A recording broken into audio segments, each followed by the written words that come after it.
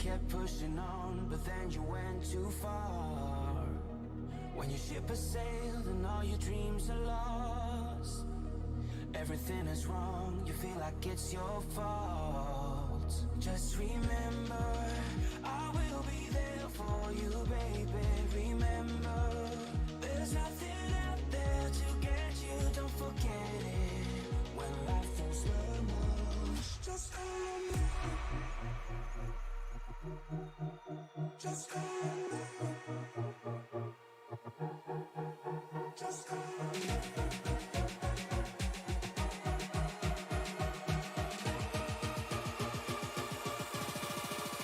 Just call me.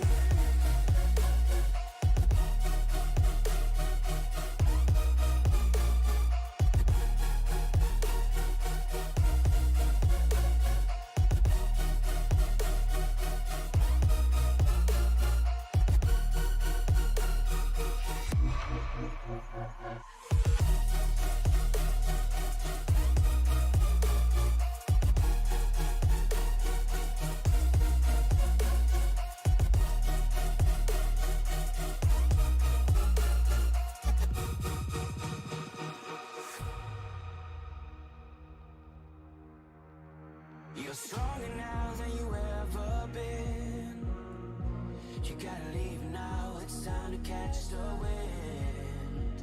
You will climb up high and look through the clouds, and when you're feeling low, I know you'll bounce back. Oh, and just remember, I will be there for you, baby.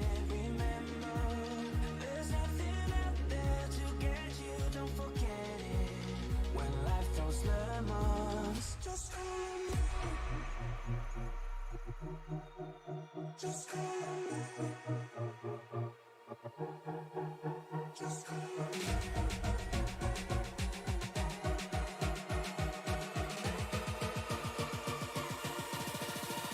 Just call me.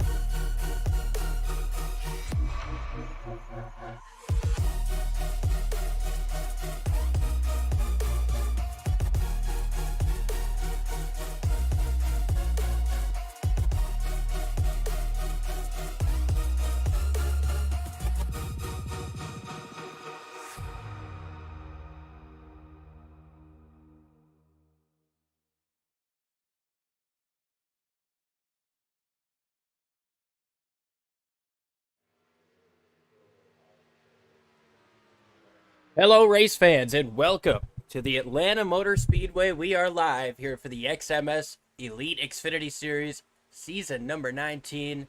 This is race 13, but more importantly, it's the round of 8, race number 1 here at Atlanta. The round of 8 begins at the newly reconfigured Atlanta Motor Speedway. 8 drivers have 2 weeks to lock themselves into the championship 4. So they will be looking for minimal mistakes and minimal lost time. And let's go ahead and get a look at your playoff grid so far. After the round of 12 at Worldwide Technology Raceway and Road America, Jacob Brower, Mike Rominger, Michael Thwaites, and Jonathan Cogswell were unable to move forward. So now our 8 moving forward are Justin Opplinger, Alan Dobbs, Bryce Senesac, Jacob Jensen, Joshua Vidal, Paul Irvin, Alan Fox, and Daniel Krim, making up our 8 drivers ready to go at Atlanta and Kentucky, which are both 1.5 mile racetracks, but could not be any different from each other, as this race here we're about to see is going to be, well, likely kind of a plate race. Alan Dobbs started, or he's going to claim the fastest lap so far. There is still time for him to be beat, but go ahead and show you that fast lap.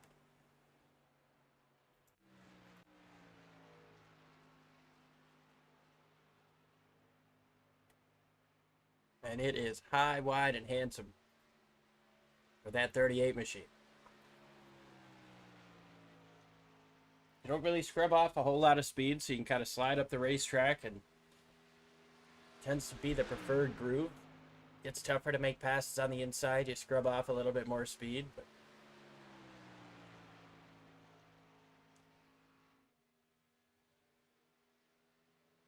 so that was the lap that put Alan Dobbs on the front row for now.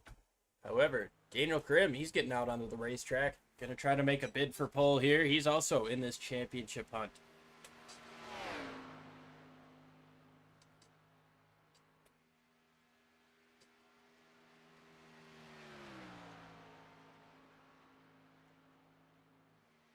He's going to run the bottom for both sides of the racetrack here. We'll see what kind of time he can put down for lap number 2. He's going to improve, get himself up to second on the board. Still 5 drivers that are yet to put down a qualifying lap.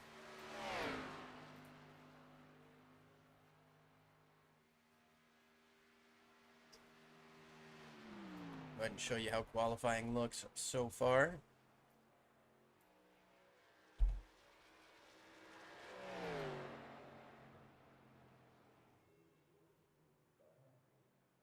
Daniel Krim going to bring it down, but Jason Cardwell, Ed Morris Sr., AJ Brandenburg, Joe Darnell, and Todd Keir yet to put down a lap.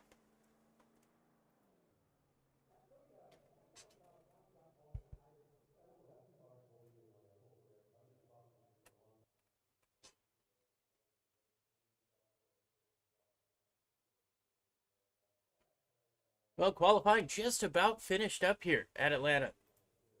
Alan Dobbs looks to be on the pole. Daniel Krim in second. Ed Morris Sr., Josh Vidal, Mike Campeggio in the top 5.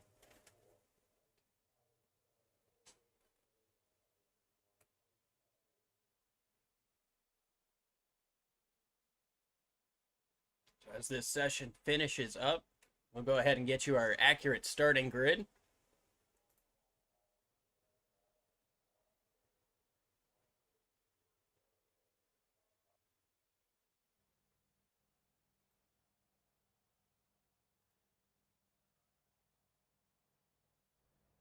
And we'll wait for these drivers to get onto the racetrack before we start going through the grid. There's Alan Dobbs on the pole. He's going to have Daniel Krim to his outside. Ed Morris Jr., Joshua Vidal, another playoff driver to his outside. Mike Campeggio and Paul Urban, another playoff guy in the 48. Bryce Senesac, a playoff driver. Justin Opplinger. We've got Brandon Storer, Nicholas Caldwell, Alan Fox, playoffs, and Jacob Jensen also in the playoffs. Taylor Bertram, Matt Cochran to his outside, got Josh Wren, Dustin Carroll, David Kalu, Douglas Carlson, Michael Self, Jason Cardwell, and then AJ Brandenburg, Joe Darnell, Ed Morris Sr., Todd Keir, Scott Ramler. I believe he's up in the admin tower tonight, but he's going to be listed on the starting grid.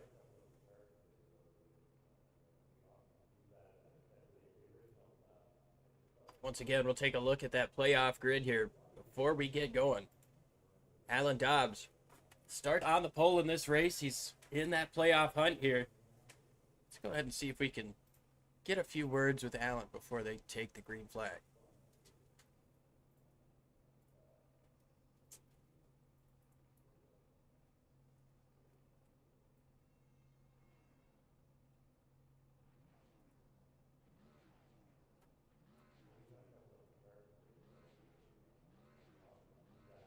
All right, we're gonna go ahead and sneak him up here.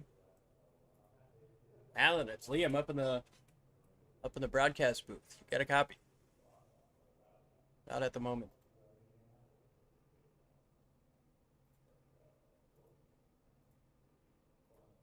Hey, Alan, it's Liam up in the booth. You got a copy?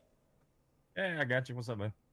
Well, you're starting off round number 2. Super strong here. Starting on the pole. You're one step forward, one step closer to moving forward in this round. What's it going to take to keep these hungry drivers behind you at such an unpredictable racetrack?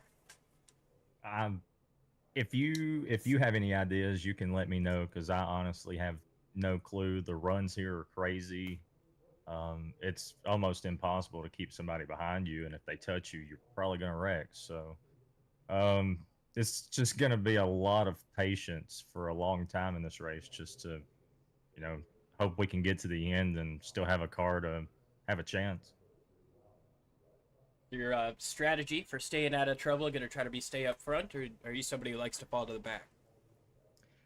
I usually see how people are racing and adjust myself accordingly because I don't think there's anywhere that's super safe tonight.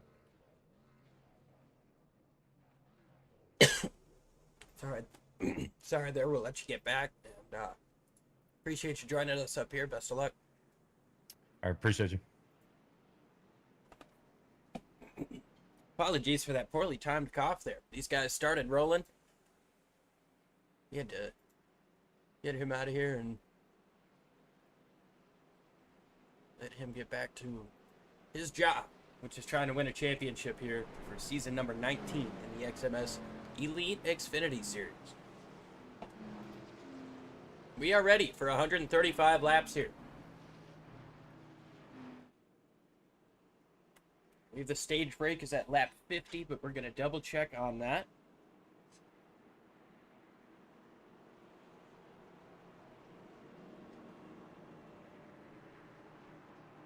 Alan Dobbs leads Daniel Krim. Two playoff drivers starting in front of everybody else, hoping to keep it that way. But we talked with Alan at the beginning of the race. It's definitely going to be difficult with how big these runs get here at Atlanta.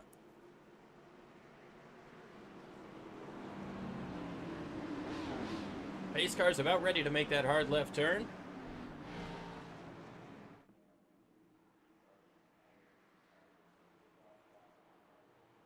His car is in.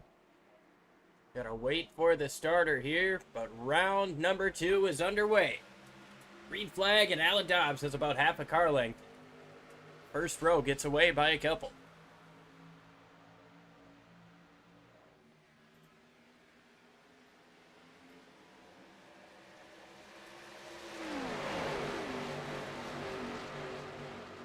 Double file everywhere but the top two. Dobbs and Krim working together. Now Krim moves up to the outside. He's going to have more help up there with 26 of Vidal. Josh Vidal and Paul Irvin, other playoff drivers, are trying to work their way to the front as quickly as they possibly can.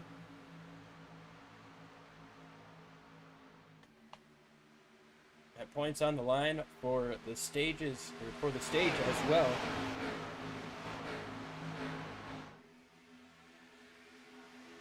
Side by side, 2 rows of 3, 3 rows of 2.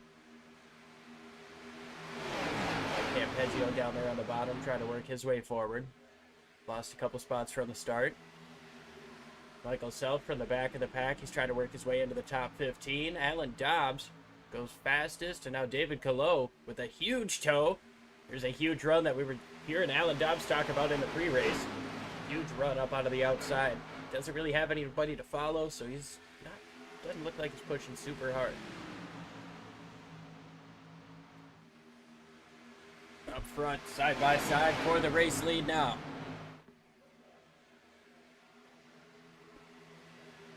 Coming up off at turn number 4, across the line, Alan Dobbs going to lead another one, but Daniel Krim trying to fight hard up on that top side. Ed Morris Jr. right there in 3rd place, battling for 2nd, taking it back every other second here, and he's trying to have himself a strong run. Not involved in this playoff battle, but he has been bad fast all season. Been close to winning a couple times. Wants to get one done here at Atlanta.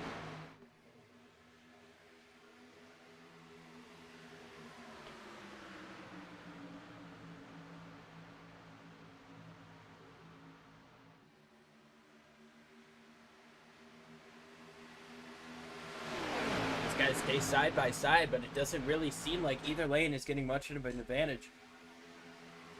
Side by side for 2nd, and Alan Dobbs is able to just sit out front almost comfortably. I mean, there's no real way to be comfortable at this type of racetrack, but Morris looks down to the inside. You can't go down below that white and red line, that double yellow, or used to calling it the double yellow at Daytona, Talladega, but it's white and red here. Can't go down below there to make a pass. The other rule is the commitment cone is into turn 3. These guys have to commit to the pits into turn 3 on a green flag pit stop if they're going to do that. Justin Opplager works his way up into the top 10. He's lost a couple spots. Now he's back up here in 8th.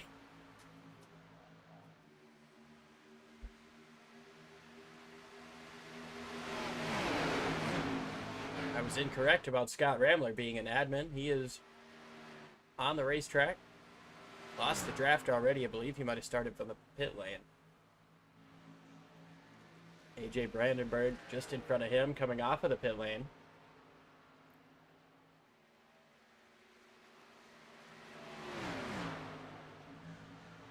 Still side by side for the race lead. Or just about side by side, as Krim had a big amount of momentum on that front straightaway. Having to take that slightly longer distance, and Ed Morris is just so good at pushing right now. He's unable to get up next to that 38 and try to make that pass to the lead.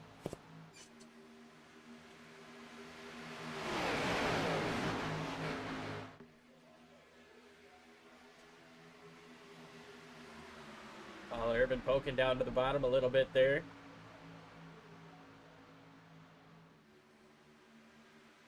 No harm, no foul.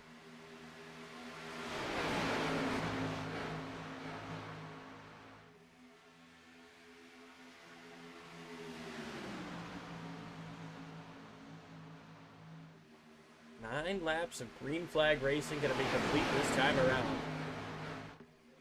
Fantastic start for these amazing drivers that we enjoy watching week in and week out.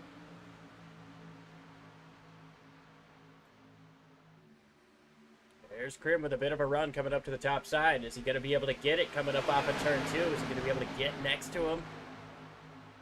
Not quite, but he's starting to poke forward a little bit more over Ed Morris when they're coming through the corners. I think Morris might have to check up just a little bit to keep it off of Dobbs' rear bumper.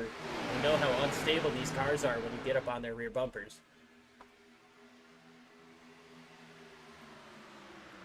Heard Dobbs talking about it before the race. I'm sure we'll talk to somebody else about it throughout the course of this one. Now that top lane's starting to fall back a little bit.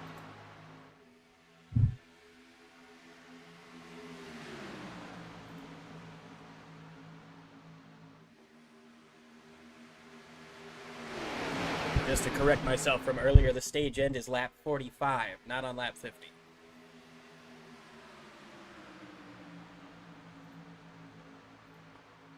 Appreciate everybody tuning in here live on YouTube. Justin Opplager. We know we've got Dale in the chat here saying, let's go, Justin. He is currently sitting in 8th, right about where he started.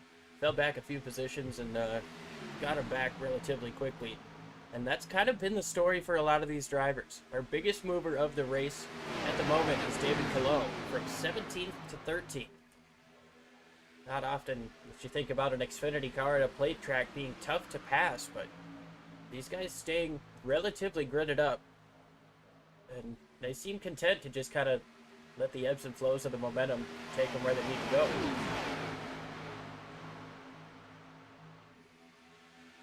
Another driver who's up 4 spots in the race is Joe Darnell from 22nd to 18th. Good start for him.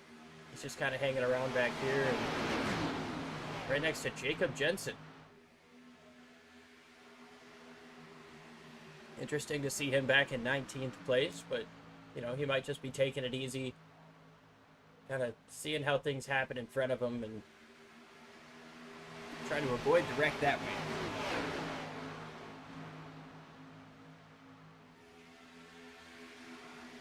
Seen some of the greats of the Cup Series win races that way, staying at the back and showing up right at the end when you need to. Tony Stewart, Dale Jarrett, Denny Hamlin. So we'll keep an eye on Jacob Jensen and Joe Darnell to see if they can move forward through the field. Jensen's fallen back 8 spots. He started mid-pack, so would have to believe that was a strategic fallback there. Up front, heating up once again. Krim getting a little bit more of a push from Vidal coming through the corners. Seems like Dobbs is giving Morris just a little bit more space each time when they come through and off the corners.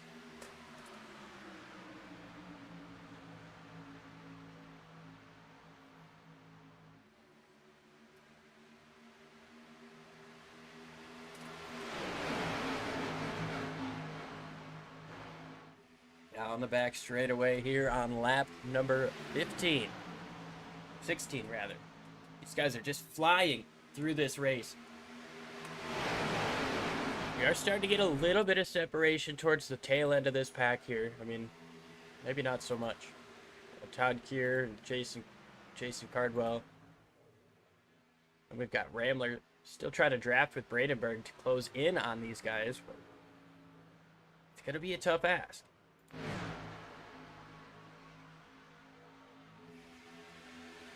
So 23 cars in the lead pack. 3 of them are single file at the back.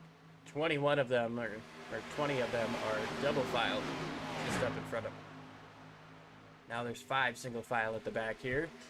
Paul Urban's moved down to the bottom side. Ed Morris up to the top.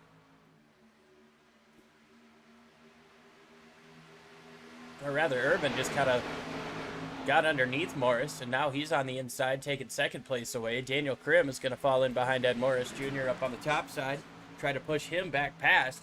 So they are side by side for second once again, and you can tell these guys are starting to feel the wear on these tires as they get into the corner. They're sliding around a bit more. They're starting to look a little bit more unpredictable. They're fanning out more, trying to get more clean air. This is where this race really starts to get tough on these drivers, and now you see the 24, Mike Campeggio gets down to the inside, gets a little bit loose on entry. That's going to allow Krim the opportunity to come down if he wants it. He's going to stay right up top where he is, though. They've got momentum on Paul Urban entering turn 3. Ed Morris. Joshua Vidal goes up next to the wall. David Calo gets up into the wall. Just a little scrape there, but he's going to get away okay. Little 3 wide here at the very back with David Calo. And back up front. Still Alan Dobbs. He's led every lap so far. Paul Urban. He's going to move up to the top side in front of Morris. No help on the bottom for Dobbs. Morris all over the back bumper of Urban. That's going to get them side by side for the lead. And Urban's going to have that momentum coming up off the top side.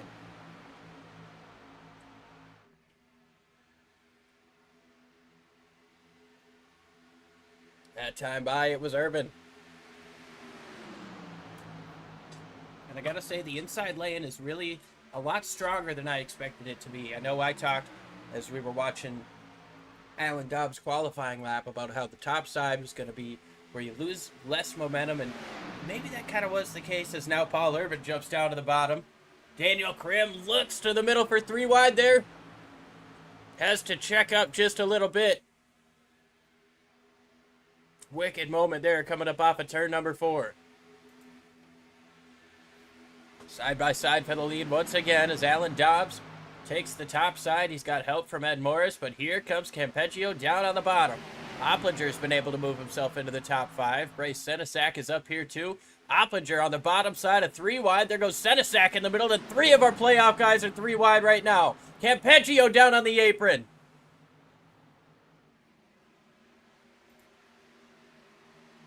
Campeggio lost a ton of time there. So did Justin Opplinger. David Calo, he's going to take advantage of that. We saw him lose some spots. Taylor Burcham's up in here too. Matt Cochran in this battle.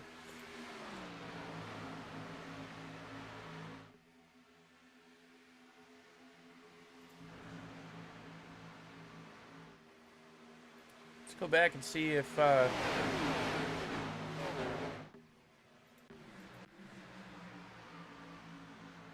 see if we can get a look at what happened with Campeggio there, getting into turn 3. No, Opplinger just kind of got stuck behind him, but a fantastic job by all of these drivers to not have a big wreck. So Opplinger moves down to the bottom, and Campeggio got the apron there. Yeah, pretty much everybody moved to the top side that could, and anybody that couldn't checked up in a very kind and orderly fashion.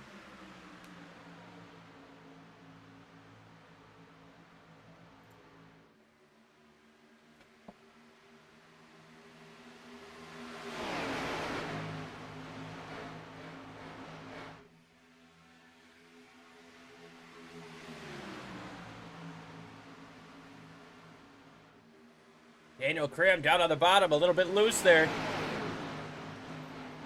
He's gonna spin it into the pits. Doesn't really spin it, but that's definitely gonna be too fast entering and probably an unsafe pit entry. Tough break there for Daniel Crim. He's likely gonna lose a lap or more in this exchange. And just 10 laps away from the stage end, that's really gonna destroy his chances of getting points. This guy's starting to get a little bit squirrely. There's the 92, Dustin Carroll. He's gonna have a big save, slides back up the racetrack, and now he's gonna spin back. No, he keeps it out of the pits there, but 2 laps in a row, we've seen guys, 3 laps in a row, we've seen guys just slide it through turns 3 and 4. Whether it's a little apron contact or just sliding up the track. Now here comes Irvin looking down to the inside of Dobbs. Couldn't really figure or fit the nose in there. Vidal's going to look up to the top side.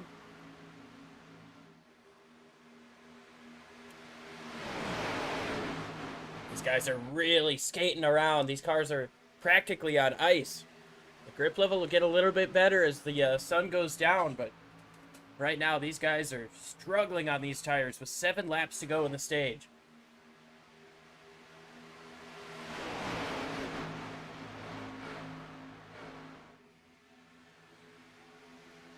Senesac trying to push Irvin clear so he can get up in front of Vidal.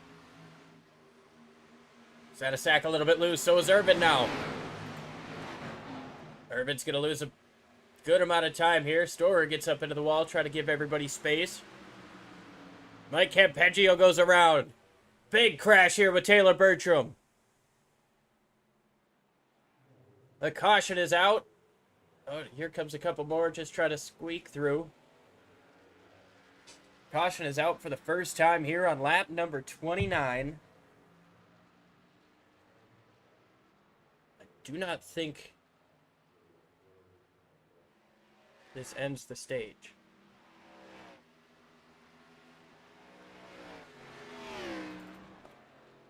Heavy damage to the back end of both of these cars. Let's take a look to see what happened. Campeggio starts to slide through 3 and 4. Cochran's sliding too. Oh, Bertram and Keir crashed already.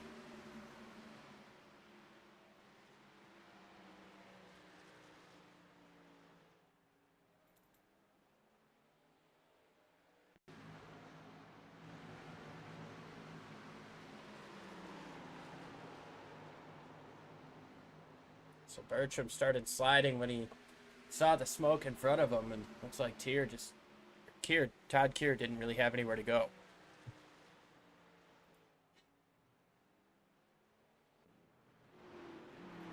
Pit stops, everybody's coming in.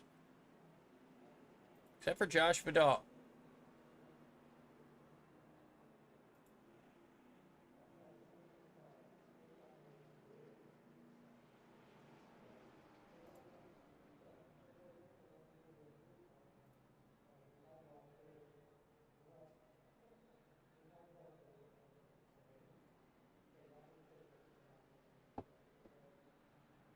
We're going to go ahead and step aside here for a quick moment. We'll be right back with some more incredible action.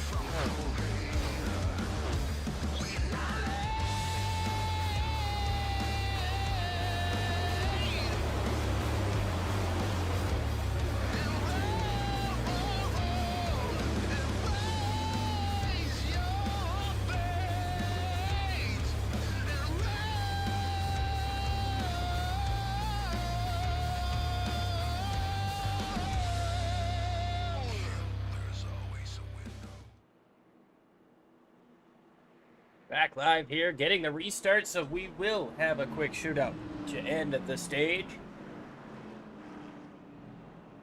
It's going to be Josh Vidal taking a risk here on no tires. Justin Opplinger to his outside. Alan Dobbs, Ed Morris Jr., Bryce Senesac, Brandon Storer, Alan Fox, Nicholas Caldwell, Paul Irvin, and Douglas Carlson round out the top 10.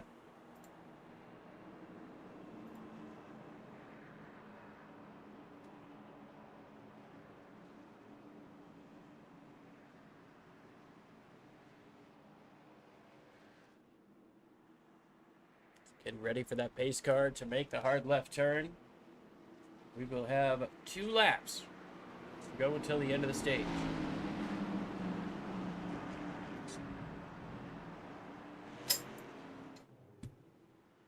Pace car's made that hard left turn.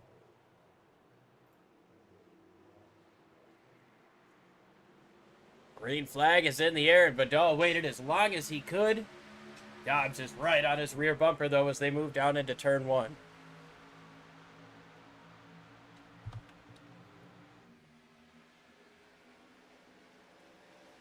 Right up out of the bumper of Vidal here, coming up through turns 1 and 2. It's single file back through the top 7. Now here comes Dobbs up to the top side. Opplinger stays low. Morris going to go high, and Bryce Senesac goes high as well.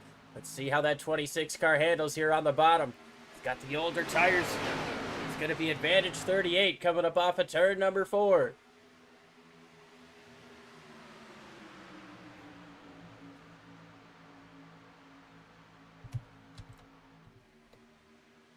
Dobbs over Morris. Morris looks down to the inside, but there's not much space there. He's covering that inside pretty well. Morris now has some distance between him and the car behind, so I think it's going to be tough for him to make a move. It's not going to be impossible. How much interest does he have in making a move, though? He's not in it for a stage win. Coming up off of turn number 4, Ed Morris. He's going to push Alan Dobbs across the line. Josh Vidal in 3rd, Senesac 4th, Opplinger 5th. I might have miscounted my laps there.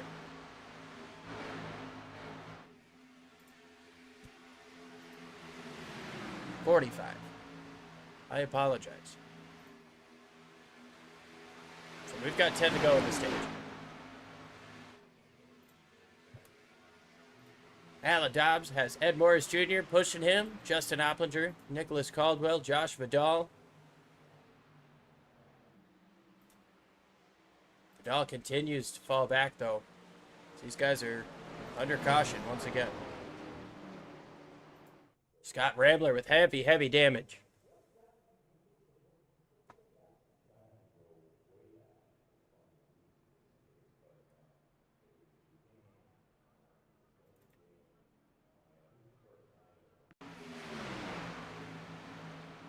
This guy's at the back of the pack here. Rambler gets loose and overcorrects it into the outside wall. Daniel Krim almost gets collected into that. Oh, super close with him in the 91 himself.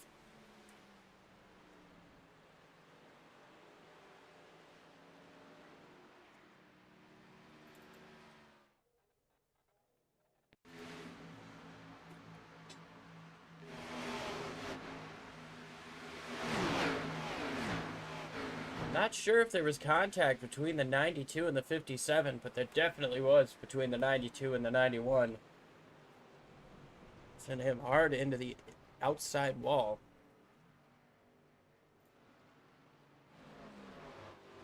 Let's go on board with Daniel Krim here.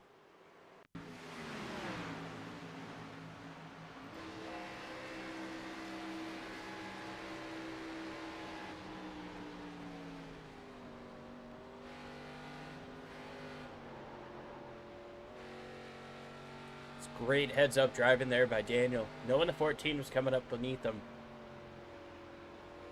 Gave him enough space, but still avoided the 91.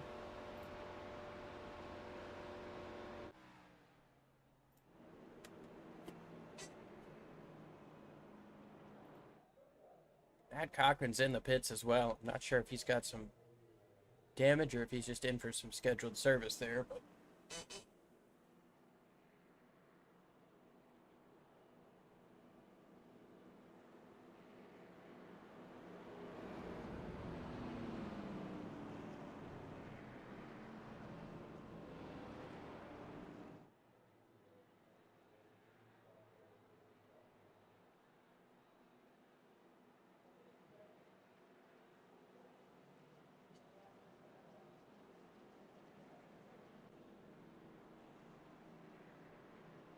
Under caution here, once again at Atlanta. We're already ready to double it up.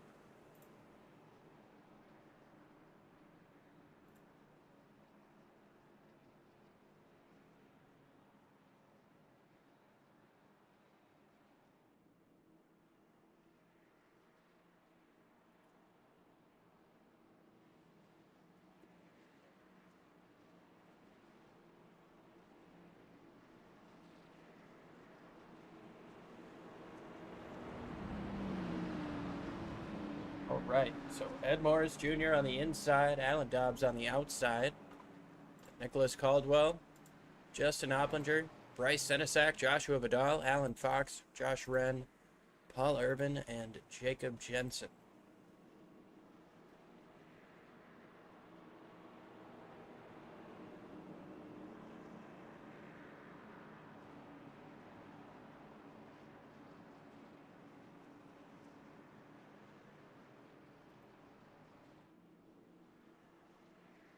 Getting ready once again for the restart, and tell you what, 45 miles an hour seems so slow when we've been used to seeing these guys roll, or even 55, rolling around at 180 miles an hour in this big pack.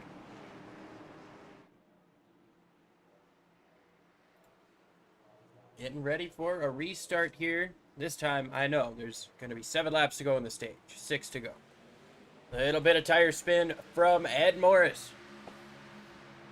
Front Row Motorsports Paint Schemes cars are running strong up on the top side. Going to get the advantage, getting down into one. And not quite going to get cleared. Nicholas Caldwell tried to jump down in front of Ed Morris. Couldn't quite make the space. Justin Opplinger tried to push Ed Morris to the front on the bottom side of the racetrack. Making good time there. Ed Morris going to get out front by a nose, but the top side a little bit closer together, a little bit more momentum. Morris across the line, but Dobbs is right there.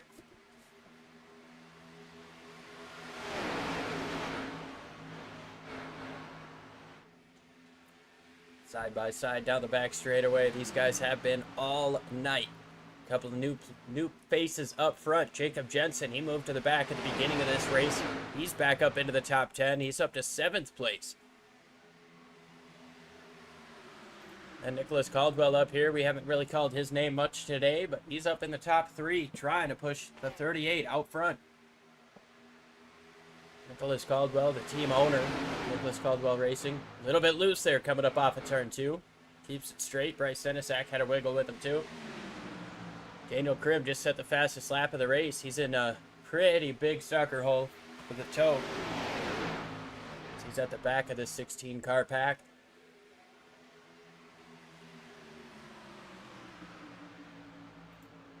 But up front, it's still nose to nose, dead even battling. Just a couple more laps to go here in the stage.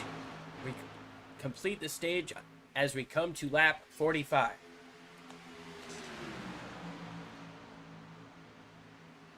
So we're coming to the white flag here. Or 2 laps to go. Side by side, up on the top side, it's Alan Dobbs with a push from his teammate, Nicholas Caldwell.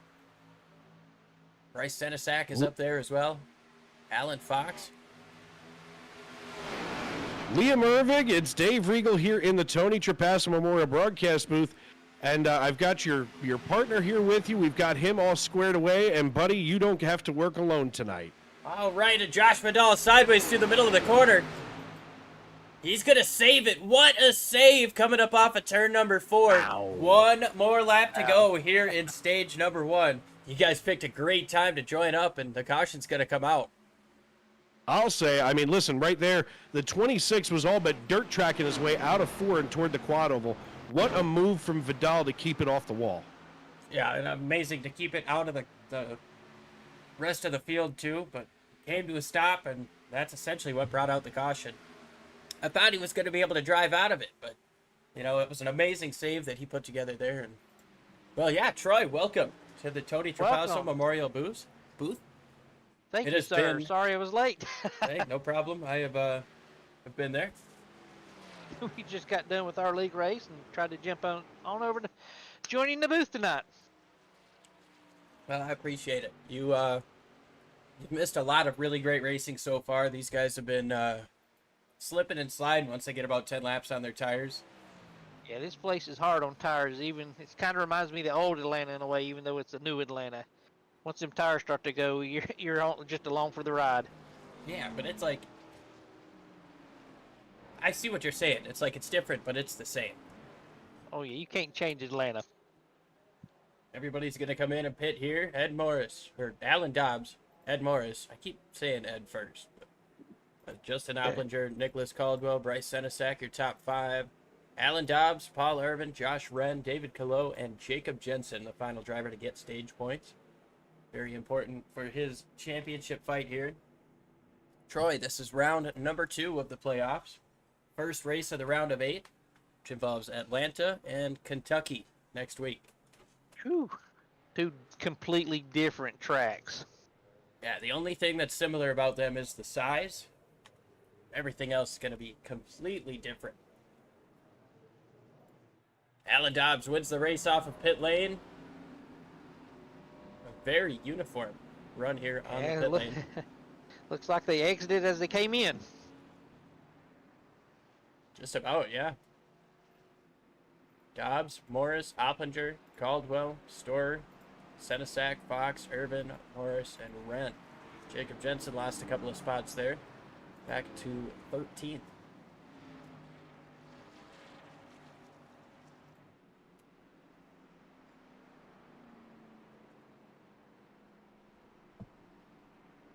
So only one stage.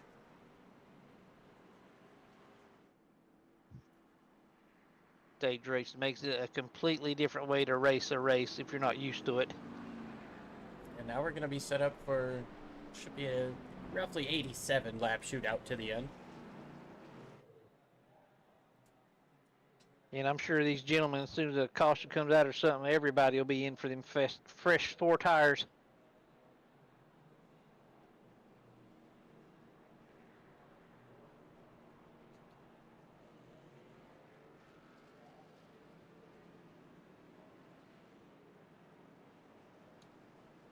Todd Keir's going to get one of his laps back. Get the wave around as these guys get doubled up and ready to go.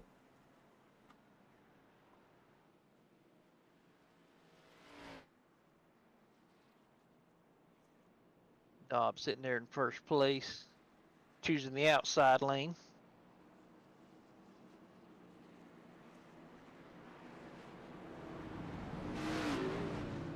Yeah, I feel like it's a popular spot to restart. You can jump down and, kind of play that almost teammate type of restart. But at the same time, when you've got your actual teammate behind you, that's a tough bumper to get away from. Yes, you don't want to leave your teammate high and dry. Yeah, when you're racing for a championship and he's not in that same race, he might be a little more willing to help you out. Oh, absolutely. Justin Opplinger third there, Caldwell, Storer, Senesac, Alan Fox in the 73. Haven't really called his name much today either. Paul Irvin to his outside.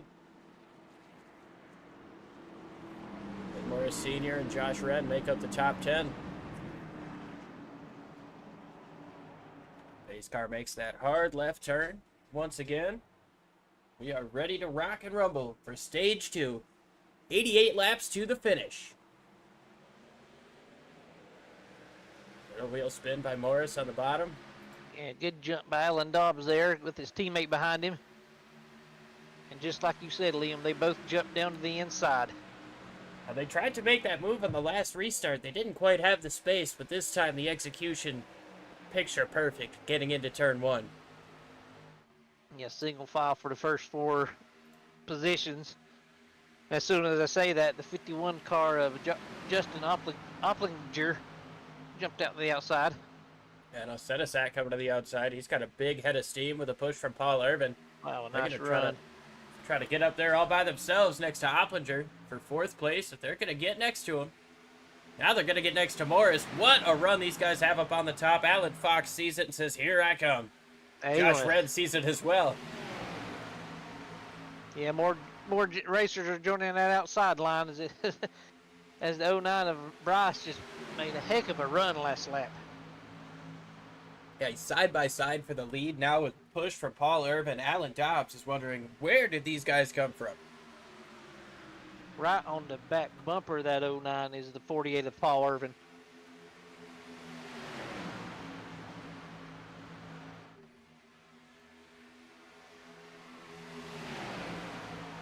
We are 2x2, 4 rows deep going down the back stretch. And we talked with Alan Dobbs a little bit before the race.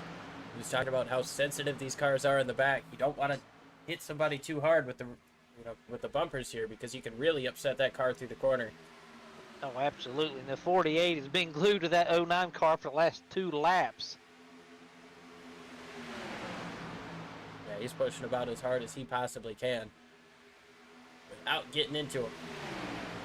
Yeah, great job. Essentially, it's a drafting track, so you got to stay hooked up to the guy in front of you if you want to get a good run going. So now we watch on board of Paul Irvin here, seeing just how close he gets to the back of the 09 down the straightaway. He might come up here and give him a little bit of a bump, but he's going to back off just a touch into the corner. Give him a little bit more space so he can get some more air on the rear spoiler of that car. Maybe give him a shot going down the back stretch here. Oh, I'm sure if he can line up, give him a good one before the corner. There it is.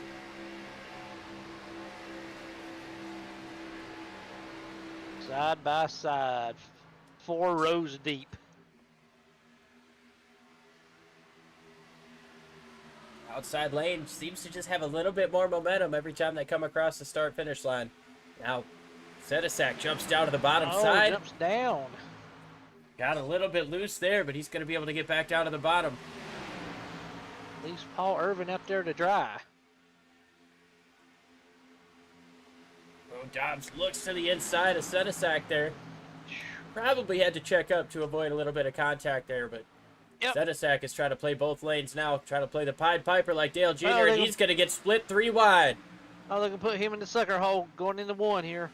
3 playoff drivers, 3 wide for the lead, and now here comes Fox trying to stay in or get into this battle too. Opplinger in there. Alan There's 5 of our back out playoff to the guys point. here. Sorry. 5 of our playoff guys here in the top 7 or 8. And they are all over each other. 3 wide in the middle is Justin Opplinger. And he's trying to get past Alan Fox. He doesn't want to call that the sucker hole. He wants to call that where I'm going. And he's going to get into Paul Irvin through the quad oval. Oh, 3 wide for Nicholas the Irv- second spot now. Great racing up here up front. Nicholas Caldwell's going to get hung out to dry. It's like the 48 of Paul Irvin got a little loose coming off 2 there. I think this is where it's really going to start, you know. We're 7, 8 laps into this run as there's Uh-oh. Josh Wren getting big sideways. He saves it. Oh, that was a good save. Yeah, it was an amazing job by him. Josh Wren. I've seen that all race long, losing off of turn 4 coming to the tri-oval. Just that back into the car, just wants to step out once these tires start to go. But that doesn't make it any less impressive when we see these guys drive it out of that thing. It's like they're dirt racing. They're just drifting through the corner.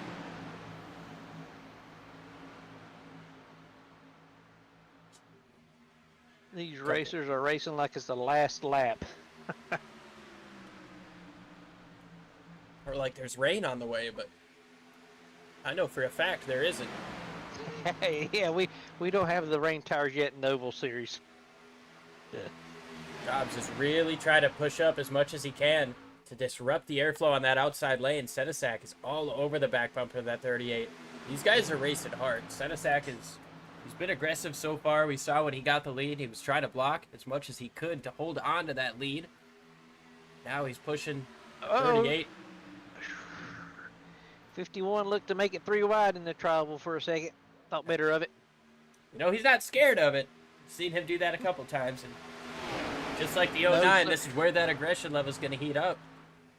Alan Dobbs has been able to lead more than anybody else today, and now, you know, got people challenging him more, but everybody else wants to be in the position that Alan Dobbs is in.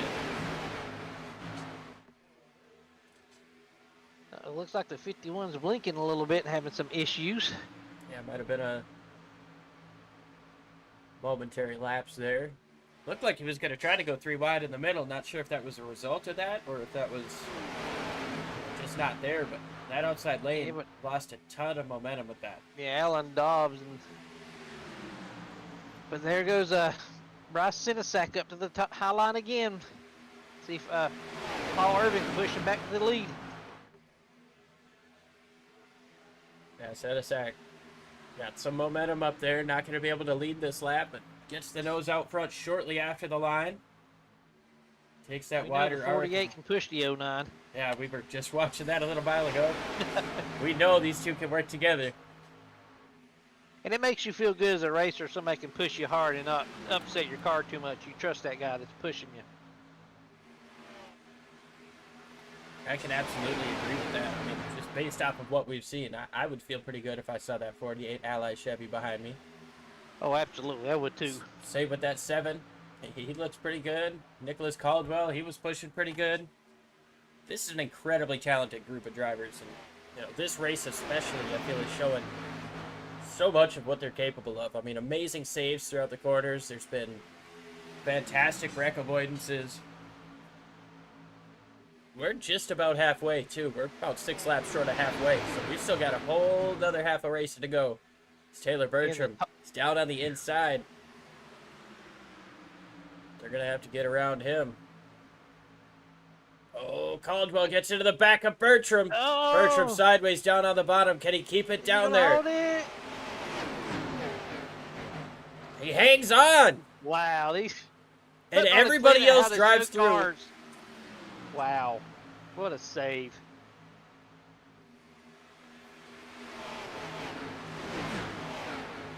What a fantastic moment of driving from all of these guys. I mean, Putting on a clinic. there should have been like 9 big ones in this race. And, you know, we've had a couple of smaller wrecks, but these guys are really just putting on a clinic of how you get the job done. And we still have no clue who's going to win this race. These plate tracks, anybody can win. It's just playing a game of roulette. You never know what's going to land on. No, you don't. As now Dobbs has a little bit of a rundown on the bottom. The top side forms up a bit better. Yeah, the bottom lane is broken apart, to say. Sinesack almost able to clear down in front of Dobbs, and the question's going to be, does he jump down the block or does he stay where he's at? Dobbs is coming back. He does not want to give over that lead. He does not. Caldwell looking towards the middle for a 3-wide move. Thinks better of it under Dustin Carroll, but he wants to get back up to the front. Wants to push his teammate up there, potentially get some laps led for himself. Maybe even that last one. Carroll looks down to the inside of Fox for a second. Checks up, thinks better of it for now. Dobbs back out to the point. Man, he wants to keep that Ford Mustang up in the front, that's for sure, in that clean air. I asked him before the race, what's it going to take to keep these guys behind you? And he said, if I had any pointers, to let him know. He does not look like he needs pointers right now. No, it does not.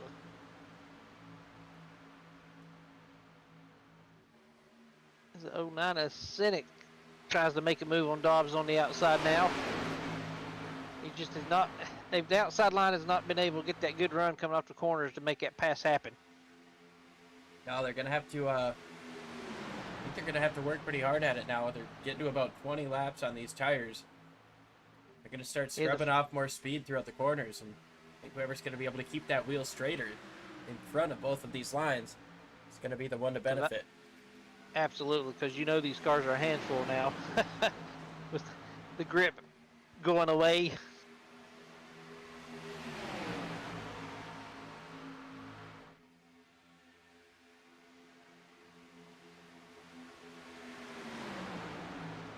Seven slips up a Morris just a little bit. Yeah, that's going to allow Dobbs to get a little bit of a gap between him and Morris. Opplinger's going to push Morris right back up to that 38, and they're going to try to advance on the 09 at 48 up on the top side of the racetrack. Yeah, you got to keep these cars pretty close together. If the leader gets out a little bit, leader gets a gap on the second place car that's pushed him, he's going to lose it in a second when that line reforms up, and they'll just go right by him. Senesac got a little bit loose there coming up off of turn 2. Paul Irvin thought about going to his inside. Now he's thinking about it again. I bet you the handling of that 09 car is starting to go away now. Oh, I'm sure it is at this point. He's I don't know. He's not looking as good as he was a couple of laps ago. It might just be a bad couple of laps, but He may have pushed his car too hard at the beginning of this run.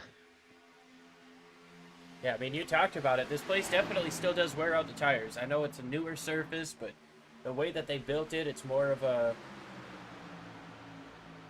Oh, yeah. There's a word for it. It's more like sandpaper. It's more like gritty from the get-go. And so it's going to age well. Cheese grater. Yeah, that too. They also banked this. They also banked this track more than it was before, so the tires facing a completely different load. There's the heat. back stretch.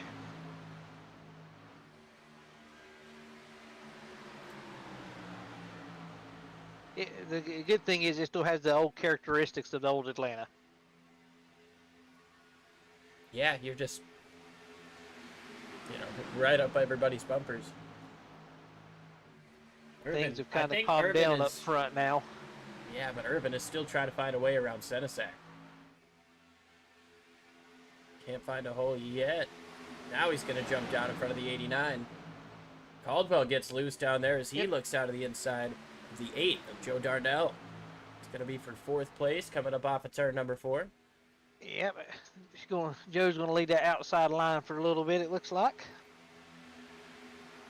Ed Morris had himself a little bit of an off for a second. Looks to be okay now. It's Ed Morris Sr. Ed Morris Jr. is still in 2nd place. Front 3 are starting to pull away a little bit. Caldwell was able to get past Joe Darnell. Big sideways for Paul Irvin. Another great. And he goes around coming up off of 4.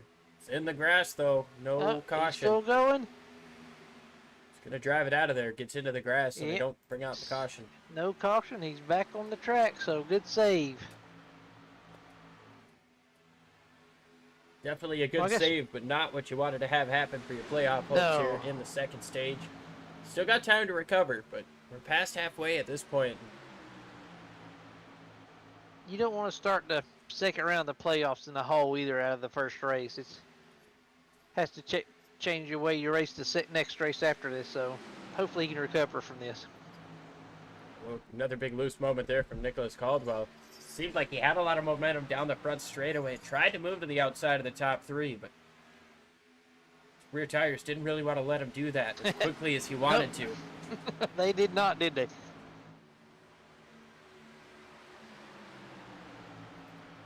Now we've got a breakaway. Yeah, Bryce Senesac in 7th place, and then it's almost a second back to Douglas Carlson, who's side by side with Joe Darnell. Racing like this side by side, that's only going to cost you more time. Oh yeah, they need to get single file and try to catch this group right here in front of them, because they're lining up just going to check out from the group behind them.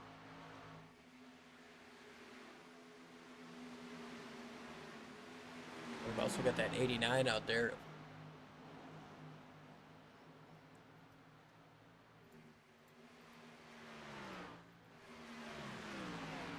Things have calmed down now the last couple of laps here in Atlanta.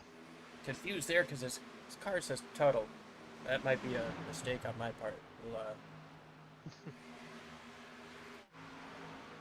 get that looked into when we get the opportunity. Lap car moves out of the way for the leaders. It's Todd Keir up top, and even he's slipping and sliding around a bit up on the top side, a little bit off the pace, but it's older tires. These guys have all put almost 30 laps on their tires at this point. Yeah. You know they're screaming, let me come in to pit, crew chief. Let me pit, crew chief. But well, if we're gonna see green flag pit stops, we want to spend as little time on pit lane as possible. These guys are also running the rule of you've got to come in and commit into turn 3. You don't have the Yep, exact NASCAR line, but that is the rule.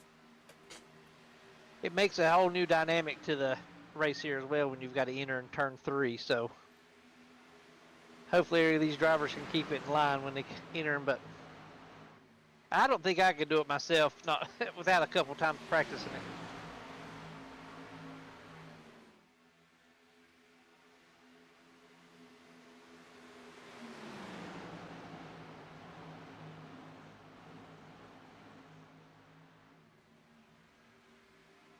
Coming up off of turn number 4, the top 3 starting to get a little bit more separation between Caldwell, Vidal, and Senesac. Jacob Jensen able to catch up to this top 7 group. Daniel Krim trying to get his way up here with Alan Fox as well. Our playoff drivers are starting to rise to the top of the field here as we approach the end. Yep, Cream usually rises to the top when it gets to the nitty gritty of it, that's for sure.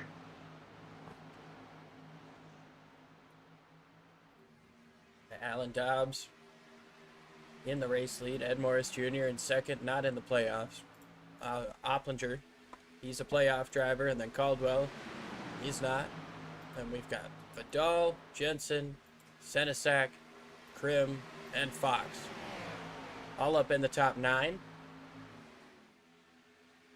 Paul Irvin, he's still on the lead lap here, running in 16th, hoping for a caution or an opportunity at a pit stop, but just doesn't want to be the caution.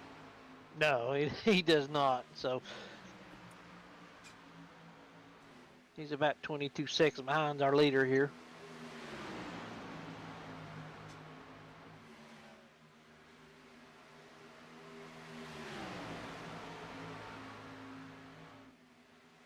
Looks like all these front runners are here just content running in a single file line for now, trying to get some of the field here. Well, you know, I'd imagine they're probably trying to push it as far as they can, so if they do have to make a green flag pit stop, they only have to make the one. You know, these guys went back to green flag on lap 47, 48. They can make it to 90. That's about 42 laps, leaves you 45. So they'd probably want to make it to about 92 to make it to the end. Morrison gets a little loose there in 3. Yeah, and he's going to lose some time to the race leader. Should be able to get it back with the draft, but that's not good on the rear tires when they get them loose like that. Definitely not. Morris sliding up the racetrack a little bit, coming up off of 2. Coming up some more lap traffic here. 3 cars in front of them, and they're actually side by side in front of the leader right now. So Taylor Bertram, Mike Campeggio, a couple of laps down. Well, Campeggio rather is just going a lap down now. Bertram's going to try to stay up to the top, and so is Josh Wren. Campeggio trying to get plenty of space, and there's Ed Morris Sr. coming back up onto the racetrack after making a pit stop.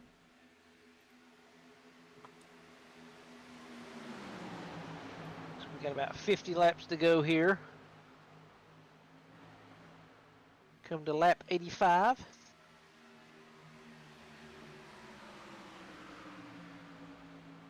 Yeah, these guys are in almost uncharted territory on these tires. Nobody ran this many laps in one run in practice. I'm sure they learning as they go, that's for sure. Definitely not in this big of a pack. No. We've already seen a couple cars get loose in the corner, so I'm sure that's in their mind as well right now. Yeah, but as it gets darker, it's going to get a little bit cooler out on the racetrack.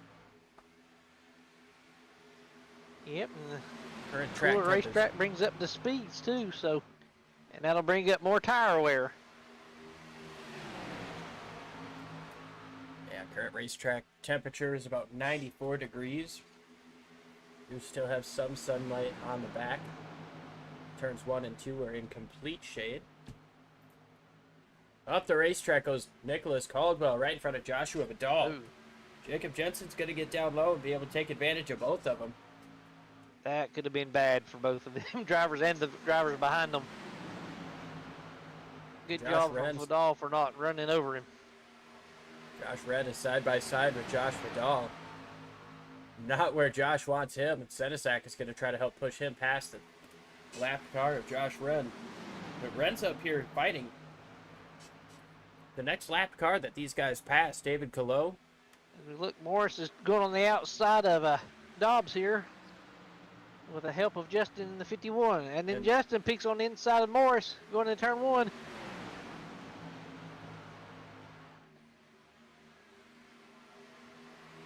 Fantastic move to go from third to first over the course of the front straightaway for Justin Opplinger there. That was a power move right there. He wants to make a statement entering this round as Caldwell gets loose again. Up the racetrack goes Morris, trying to give him plenty of space. Jacob Jensen trying to push Alan Dobbs past Justin Opplinger for the race lead. Opplinger makes an amazing move and doesn't even lead the lap. And Dobbs back out in the front. Ooh. Justin, man, just barely had the space to get in behind Jacob Jensen. Gets down there. And this is insane stuff. These guys are at the absolute end of their tire lives. Nobody wants to be the first one to make a pit stop. Everybody wants, to try to get out front, not deal with all these cars back, with Caldwell, Vidal, Fox. Don't want to be around all that traffic when your car is sliding like this. No, you do not. But these drivers have done a heck of a job keeping the cars pointing in the right direction as we had a tremendous battle the last couple of laps for the lead. And in the end right now, Alan Dobbs back to the point. And Jacob Jensen, he's up 10 spots from where he started. Caldwell slipping and sliding once again through turns 3 and 4. He's just at this point dirt tracking it. Yeah, he is. He's trying to keep the wheels underneath it before he comes in for a green flag pit stop. I think this is about the lap where you can make it.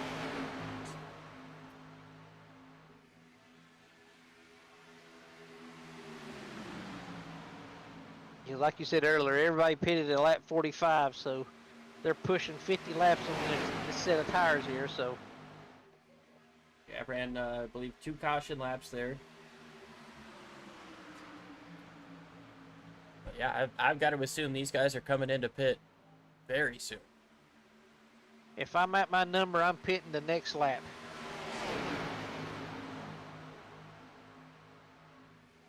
It is a struggle, though. I mean, as we see everybody stay out on the racetrack, you lose so much time by having to come in turn 3 and not being able to go fast the whole 3 and 4. Somebody got big loose there coming up off of turn 4. I don't know who that was, but going back to what you said about entering turn 3, you do lose so much time, and you want to push it to the car's limit, but you don't want to push it too far and spin out and be the caution. Yeah, or in the case of the Atlanta race this year, I think McDowell and Byron crashed, as here comes a host of cars. Here they... Looks like 3 of them. Looks like more of them were coming down to the inside line. I give these drivers so much. It'd be hard for me to do inner pit road like they're doing here. Side by side for the lead. Ed Morris taking it from Jacob Jensen. Here comes Alan Fox up on the top side. Dobbs, Oppinger, and Caldwell coming into pit for the first group. Now, if you're in this second group as the pit, how long do you stay out and wait to pit? That is a good question. I mean, I guess as long as you can hold on to it, but I feel like these guys are going to have a little bit of a tire advantage when they come up off the pits. Yeah, I'd kind of like to see what the tire difference is, or lap time difference is when they come out.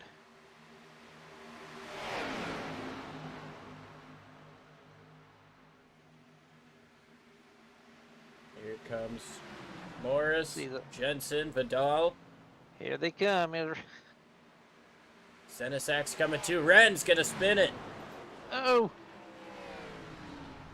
Straightens it out, uses the grass, but amazing job saving that. another one. Alan Fox stays out all by his lonesome. Uh-oh, that might hurt him a little bit. At a race like this, you want to come in a group, but we'll see. It looks like he's going to dive down, get below that apron. Ed Morris Jr. enters his pit box now. Alan Dobbs down the back straightaway with a big push from Justin Opplinger. Nicholas Caldwell a couple of car lengths back, actually about a second and a half back. We're coming off of turn 4 here, Alan Dobbs, and Fox is 51 in. car Justin.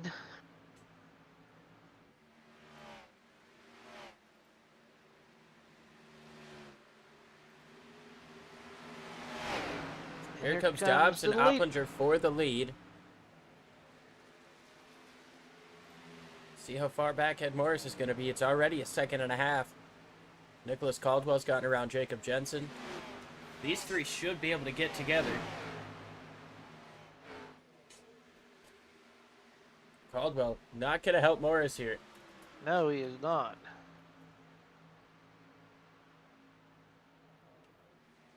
Gonna get in front of him, try to use his momentum, try to chase down with these lap cars too. Now Alan Fox comes out of the pit lane. I think he's gonna kind of be one of the bigger losers out of that session. Yeah, Morris is 2.1 seconds behind the leaders now.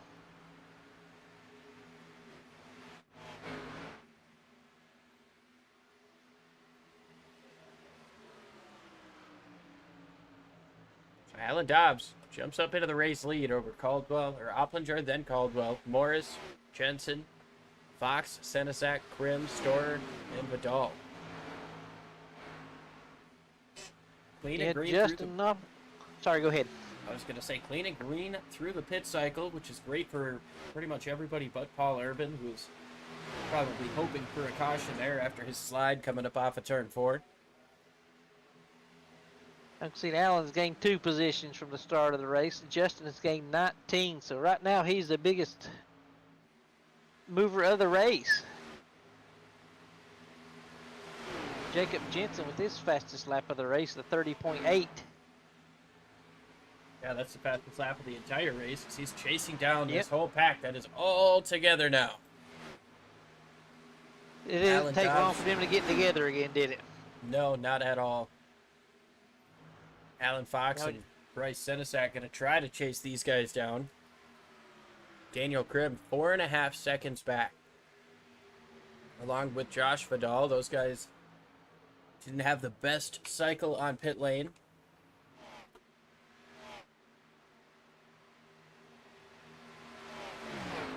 But that's just one of the challenges that you face here with an unfamiliar pit road entry.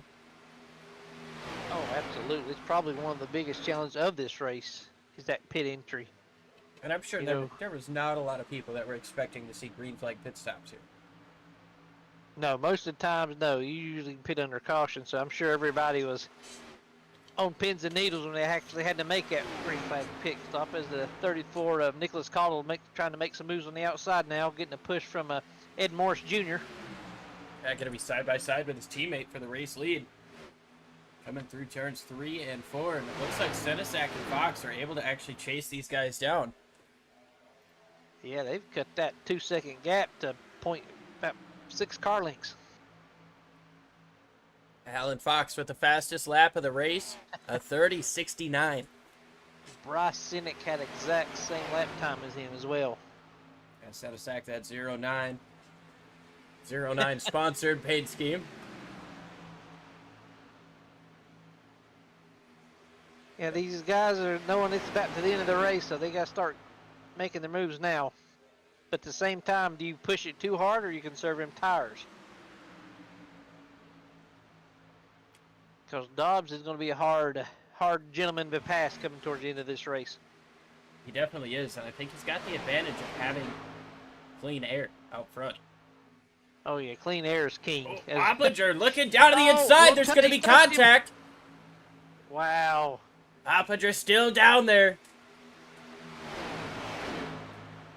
A little super speedway style bump and run, but I can't imagine Dobbs is going to be pleased with that. Morris goes up to the top side, and so does the 34. They're going to leave Justin out to hang. Going into turn 2 right here. No help on the bottom side. Jacob Jensen and Bryce Senesac down there, but they're 4 car lengths back at the moment. Oh, I'm sure Allen is not going to be happy with that move. Oh, they've already showed that they weren't happy with it by everybody leaving him. But Oh, that's absolutely. not going to stop the 51 from still continuing to be aggressive out here and trying to get the race win. Nope, that's what I mean, they're here to race, not to follow Alan Doss for the whole race, so at least nobody wrecked during that exchange. Yeah, these guys have been so good all night, so clean throughout the course of this race. And, you know, with the challenges that this track brings up, everybody being so close together, these tighter corners, both in terms of narrower and the banking being higher, so they're kind of tighter that way too. Oh, yeah, it's a different type of plate racing that we're getting used to here at Atlanta, that's for sure.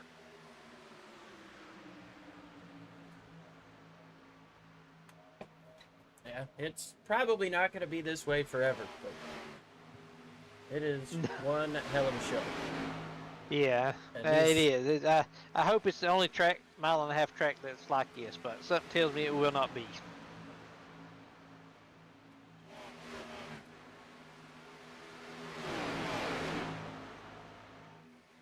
Brant, that's a good question. I don't know why he would necessarily be mad. I think it was just kind of an unexpected move, and the contact was made. And, you know, when you're in the car, you get touched. Oh, yeah. You're not thinking about who did it. You know, Yeah, Robin's racing, that's right, but if you're leading the race, you don't want to get bumped, that's for sure. somebody bumps me, I'm going to think about it twice. Race car drivers, yeah, they'll remember it. I'll figure out if it's my fault later. But You just So watch we've the got- replay after the race.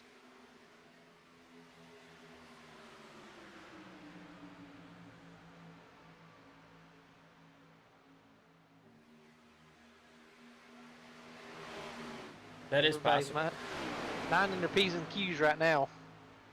Yeah, so Dobbs and Justin, they've been racing each other hard all race. You know, so I guess it's not right to just sit and speculate on one thing. These guys have been absolutely racing their guts out. Incredibly talented. That they're showing how incredibly talented they are. It's amazing Yeah, they're stuff to showing sit here how and to say watch. race cars too. Now these guys are coming up on another pack of lapped cars. It'll be interesting to see with this speed differential coming up. The leaders are all single file here, but this pack of lappers, they're racing. Yep, they want to stay in front of the leader, but Jason Caldwell has it off. seniors. Oh, so we got smoke. I think that might have been the Cardwell. It'll get interesting right here, Liam. Yeah, here comes Dobbs to the top side of the racetrack. Ed Morris to the middle, trying to figure out which way to draft. Gonna have to get back to double file here behind the 89 of Carlson.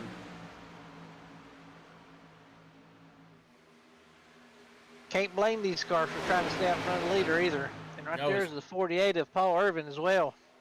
Yeah, playoff driver. He does not want to lose a lap, and if he has to lose a lap, he does not want to see that 89 stay out in front of him. Oh, Caldwell gets in at the 92. Opplinger up on the top. Everybody just kind of coming together into one spot there in turn one. We got lap cars racing the lead lap cars here in this pack now. There's anything that would make somebody mad at this stage in the race, it'd be the potential Yes. of running into lappers. You know, as now Ed Morris gets a big bump to the back of the 38. These guys want to You're get out in front of these lapped cars. They don't want to be racing around them. That's just more traffic to be dealing with in these uncertain circumstances.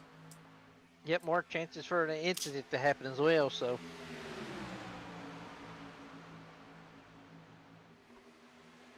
Alan Dobbs is now in front of the lap traffic, so I'm sure he's breathing a sigh of relief right now. Ed Morris too. Caldwell and Opplinger are going to try to follow through up there with Jacob Jensen. Ooh, Paul Irvin is really trying to get past that 89. He knows that if a caution comes out and that 89 is in front of him, he's not going to get the free pass. He's going to have to stay out and take a waiver out. yep, so he's going to have to get aggressive and get around to 89 if he wants that free pass, if a caution does come out. all over the back bumper, trying to find a way around. Here comes Opplinger. He's going to move down to the inside of Caldwell, gets in behind Morris.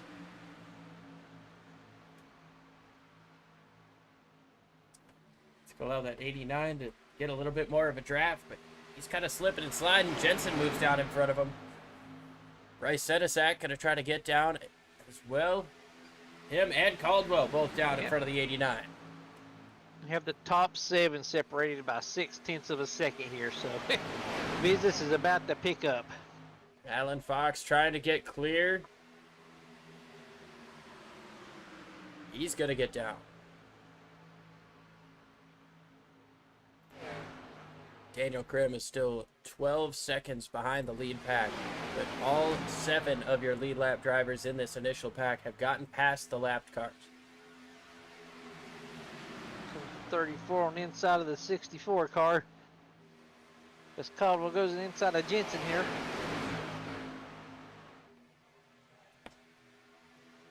That battle for the free pass is also heating up as 71 was able to use that draft to get up side by side with Paul Irvin. Irvin getting into the back of the 89 once again as here comes the 71 up to the top of the racetrack. David Gallo, the first car a lap down now. We've got the racing for the free pass and racing for the lead in this little pack right here. So a lot of racing in just a short part of the racetrack. 20 laps to go here at Atlanta. We have had a lot of green flag racing here. Just a couple of cautions in the first stage, but since the second stage started, we've been clean and green. Justin Opplinger moves up into third place, moves up the racetrack now. He's up in front of Jacob Jensen, moves back down. The 7 car of Ed Morris Jr. is glued to Allen's bumper.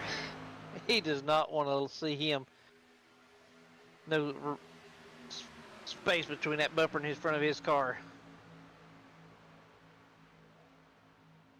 Saw Caldwell get down below that red line, try to straighten his straightaway as much as he can. He can't make a pass down there.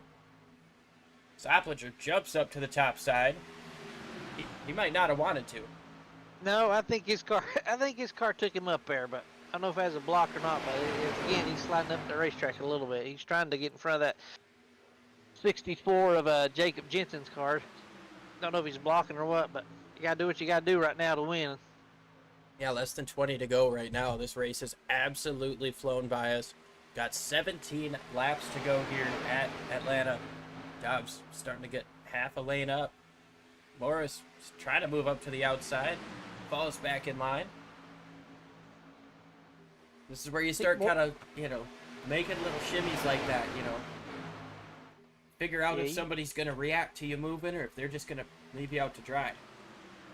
Now, like we've said before, in any other plate race, it's all a chess match. You just got to see who's going to go with you and who's going to leave you out to dry, and I think that's what Morris was doing right there.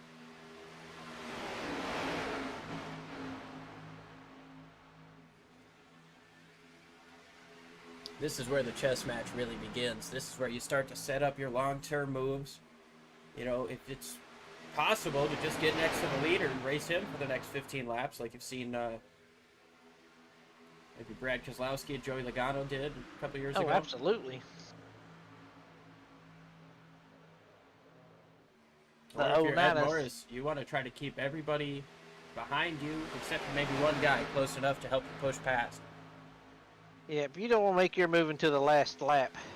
And you also don't want to give that inside line up for Justin to make a move on you either, so. I don't know, Justin's been aggressive. I think he'll make a move anywhere he needs to. Yeah, he got somebody help who go to the outside, but I think he prefers that inside.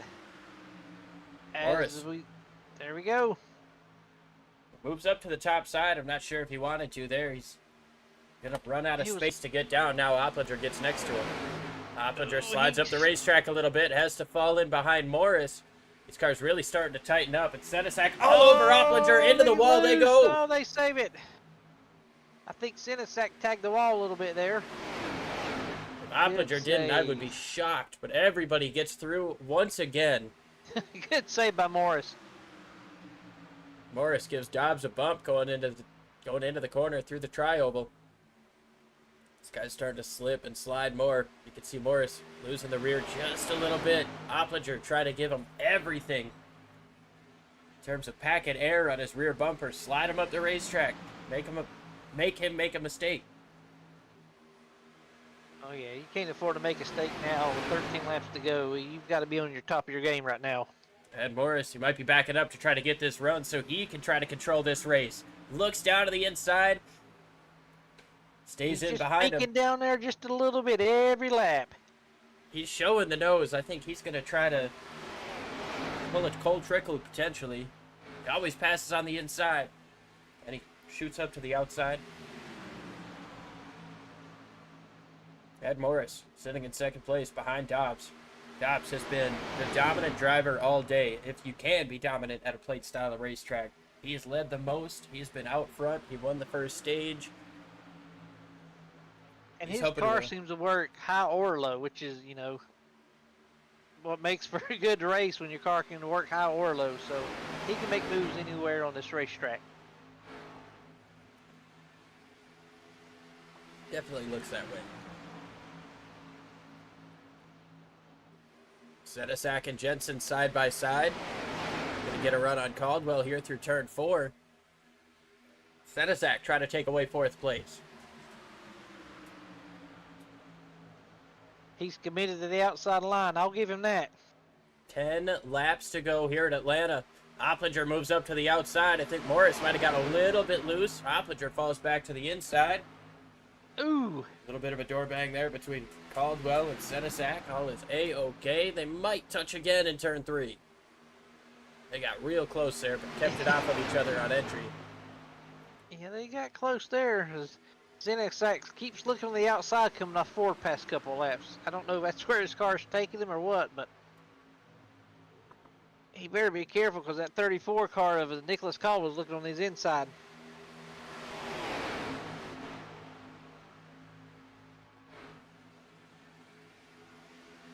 Side by side for second now. Opplinger up on the top side. He's got help from Zedesak. Dobbs is going to stay on the bottom. It looks like Opplinger might be able to get the nose to the quarter panel coming up off of turn number 4. He's got the run. Not going to be able to get him at the line, but he's going to side draft him as close as he can down the front straightaway. Caution is out. David Calo. Around down the front straightaway. Caution is out for only the 4th time today.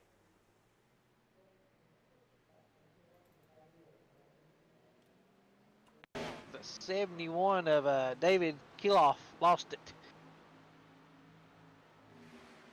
Yeah, he was sliding for half a lap there and unfortunately just lost it.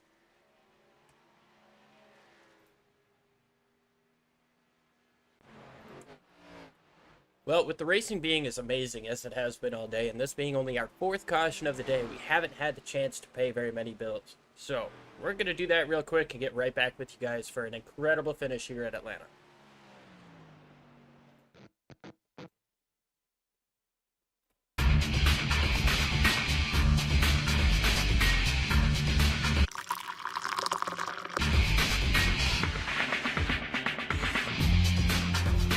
Allow Extreme Scoring to do the work for you. Rickmotech high-performance sim racing equipment.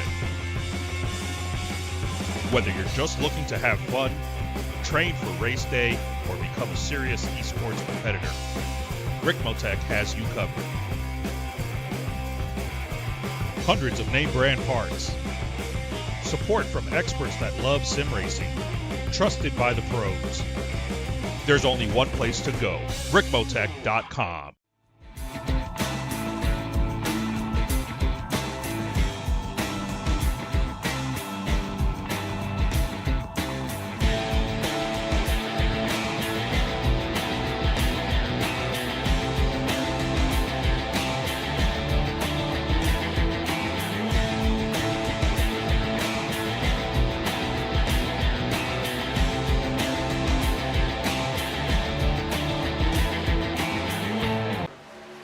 The search is over. The most comprehensive oval scoring solution is here. Featuring oval playoffs, adjust drivers per round, custom number of rounds, custom playoff points, provisionals, optional win and you're in, custom playoff displays, rookie championships, optional minimum participation, and load those results in seconds. Visit extremescoring.info today.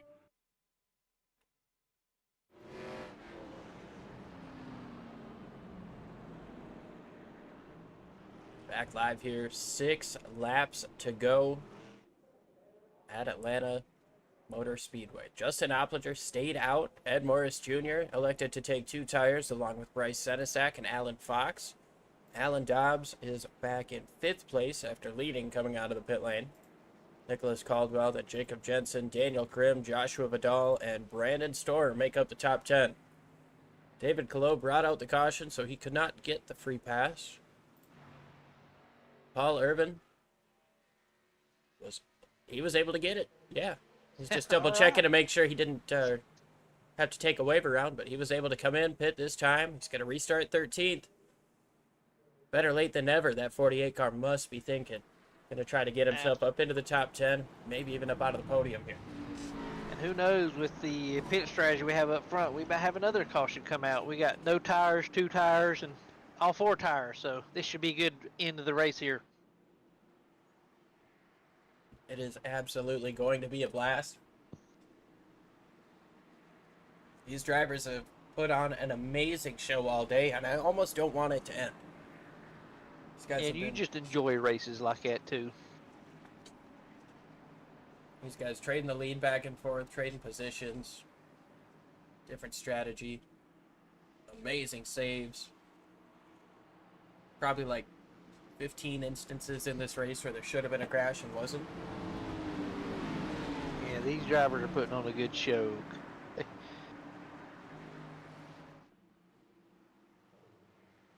Gonna be 4 more laps. Pace car makes a hard left turn. Opplinger on the outside. 30-lap-old tires. Can he hold on? Green flag in the air. Ed Morris, Alan Fox, and Bryce Senesack. They've got old left sides, but just came in for new right sides. And Opplinger gonna fall in behind Ed Morris already. Senesack. Alan Fox on the outside here. Opplinger moves back up to the middle lane. They're 3 wide for the race lead. Alan Fox up on the top side. Oh, wow. Opplinger stuck in the middle. 3 by 3. Up into the wall goes Caldwell. He comes back down the racetrack. They get through okay, but Dobbs has to push Opplinger through the middle.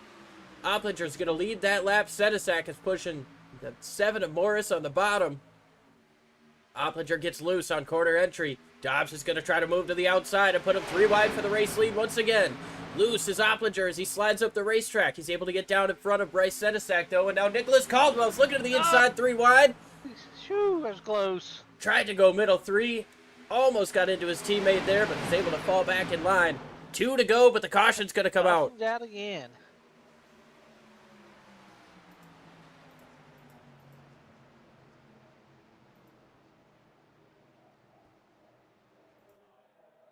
Todd Keart, I believe, is the one to spin to bring out the caution. Oh boy, here we go again. Got to give Justin a lot of credit for being able to make those moves on older tires. Oh, So the absolutely. one car gets loose, spins out. Looks like the 36 of Josh Rend. Had a pretty nice save there, but he got a piece.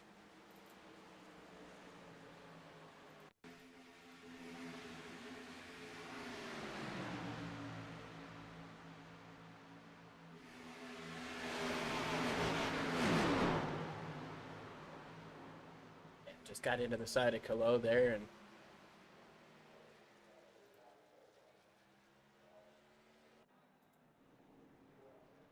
went around on him. Ed Morris over Justin just lost Opplinger it. and Alan Dobbs.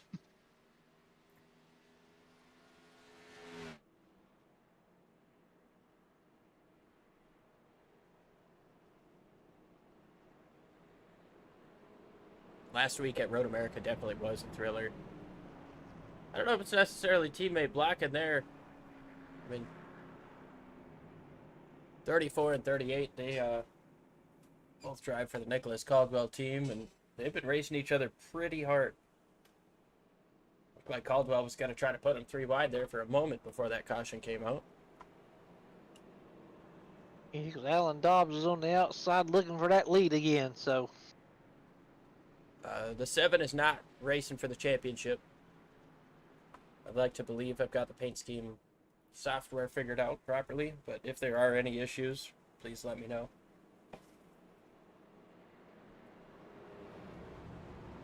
Gonna feel good for if Morris Jr. can pull this off for a non-playoff driver to win this race here.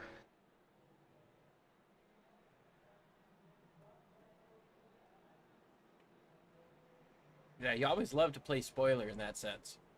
Oh, absolutely. I mean, no other sport lets non-contenders play in the same game they're playing, you know, so NASCAR's, I give them credit for that, so.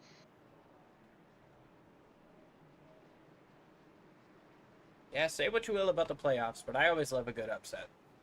Oh, everybody loves the underdog. Ed Morris has got a host of playoff drivers behind him here.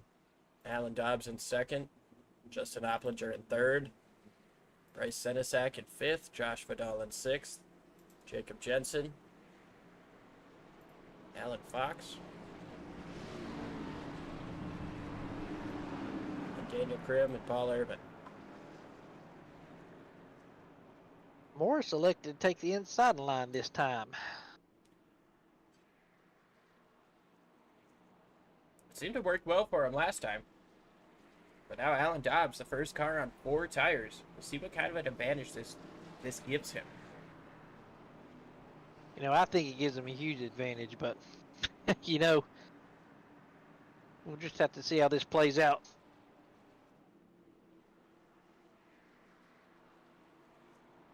Going to be 2 laps to go. They can make it back to the white. If they make it back to the white, there will be no cautions.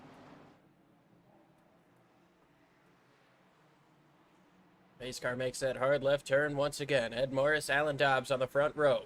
Morris down on the throttle hard. He's going to get away. Going to get clear for the lead.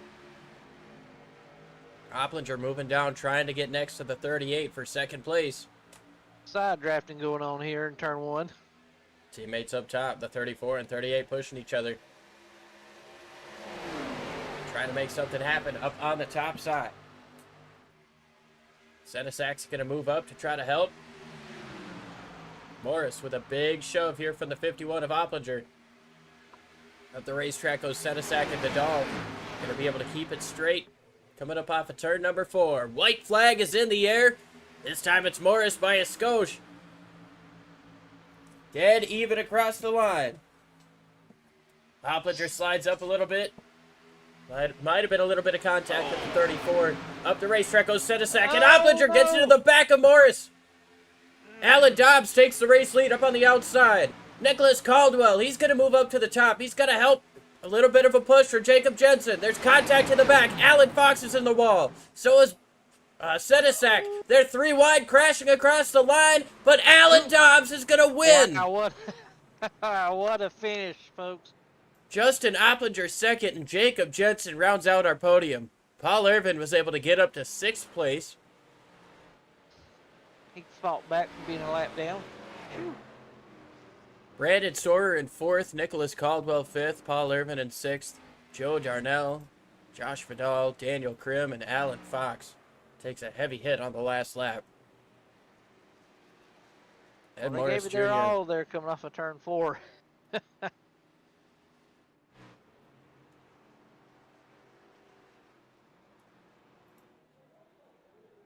Well, we're going to watch Alan Dobbs burn it down once again.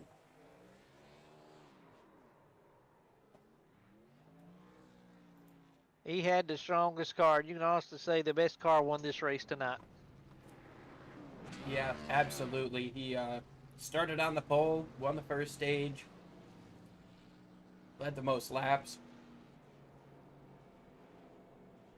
I mean, that's all you can ask out of your race car, you know? Even still won it in crazy fashion. Yeah, absolutely he did. 3 wide for second place. 2 of them were crashing. I mean, that's what you got to do in the last laps. And a good race for these drivers. Absolutely good race. Yeah, phenomenal drive for everybody in the league, but we've got our podium drivers to talk to. Gonna go ahead and start bringing them up if we can.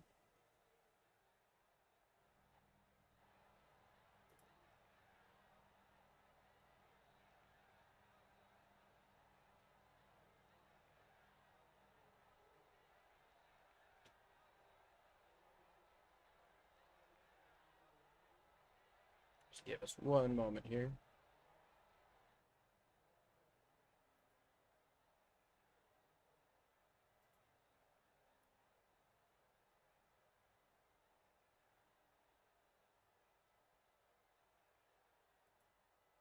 All right, Troy, I tell you what, I'll give you Jacob Jensen here. Howdy, y'all. How you doing? Hey, Jacob, how are you? This is Troy leaving the booth. How are you doing? Oh, I'm doing good. That was a heck of a race. Got a nice win to Dobbs and good racing with all of them. I didn't think I was gonna be able to get anywhere near that place, but super fun racing. Oh yeah, you guys put on a show tonight. What do you think you done differently to give you a shot to try to win for tonight? I think if I didn't bump and bang with the Justin Opplaner and Nicholas Godwell, I think I could have had a shot to get up and start roughing up Alan Dobbs, but it was a whole heck of a lot of fun. I was thinking I was going to finish way worse than third. No, you did great tonight, as everybody did. I mean, y'all put on a good show. There's a lot of almost cautions, but you guys did great tonight. Is there anybody like to thank for tonight or anything? Well, I want to thank God for letting me be here. I want to thank my dad. I want to thank my Uncle Leonard. I want to wish my Aunt Stacy a happy birthday. I want to thank all the people at HSR and all of our lovely sponsors like All Star TV, BMS, and Off in Turn 1. And I want to thank the race organizers. Couldn't do it without them. Yes, sir, absolutely. Congrats on your third place finish tonight. We'll go Yeah, get them thank you next very week, much. sir. Yeah, next week, and then hopefully I'll be back here tomorrow. Good luck, sir. Thank you. All right, and then next we've got Justin Opplinger. We can kind of both get a couple in here. Justin, it's Liam and Troy up at the booth. How you doing? Good, how are you? Doing fantastic. You guys put on an amazing show, and I gotta say, I mean, massive props to you with that no tire call at the end. You know, what was I mean, was it just kind of a Hail Mary at the end, or you saw nobody else stay out? What was the thought process there? Yeah, I probably should have taken tires because I probably would have taken 2 and I would have been like right where I was before the caution. But yeah, I was a lot more loose than everybody, so it was a little bit harder to handle.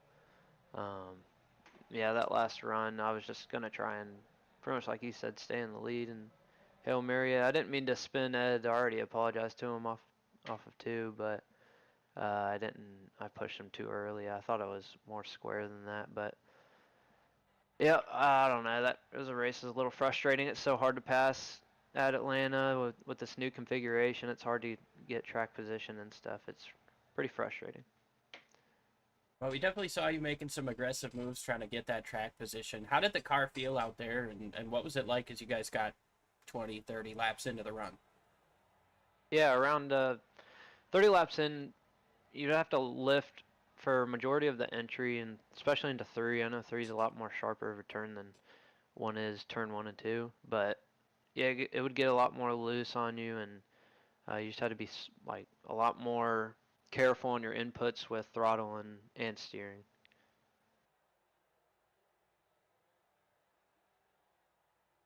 Well, awesome stuff, man. I thought you drove a great race. Troy, you got anything? Justin, you drove a great race tonight, bud. You was aggressive. You know, that's the way you have to beat these plate tracks and everything. Is there anything you'd like to do a little bit differently than what played out tonight for you?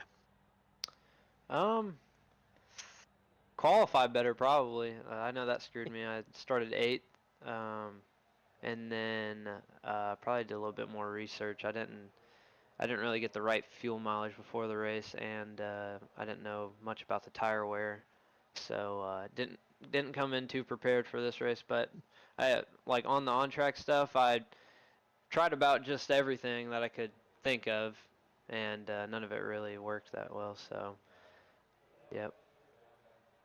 Well, it looked like you could drive your car top or bottom. You just couldn't get the help to make moves when you needed to make the moves. Yeah. Well, before we let you go, is there anybody you want to give a shout out to or thank for such a strong run here tonight? Yeah, mainly the good Lord above, mom and dad for allowing me to have a sim, and iRacing, you guys for putting on the broadcast and going live every single race, everyone that helps run the league, and yeah. Well, awesome stuff, man. Congrats on the second place, and we'll be talking to you again next week. Thank you, you too. All right, and then last but not least, we've got our dominant driver of the day, Alan Dobbs, gets it done here in Atlanta in pretty close fashion at that. What was that last lap for you like, and you know, how'd you get the car so good? Do you have Michael Waltrip's rocket fuel, or? Yeah, the boys and girls back at the garage, they do a really good job every week to put us out here with a really fast ride. All credit goes to them. Um, these are definitely not the same cars or anything. It's all my crew. So yeah, shout out to them. Well, yeah, you drove an amazing race. You won the first stage there, and talked a little bit before the race. What was it going to take to keep these guys behind you? It seemed like you had it down from the very beginning. Well, it took a little bit of everything, to be honest.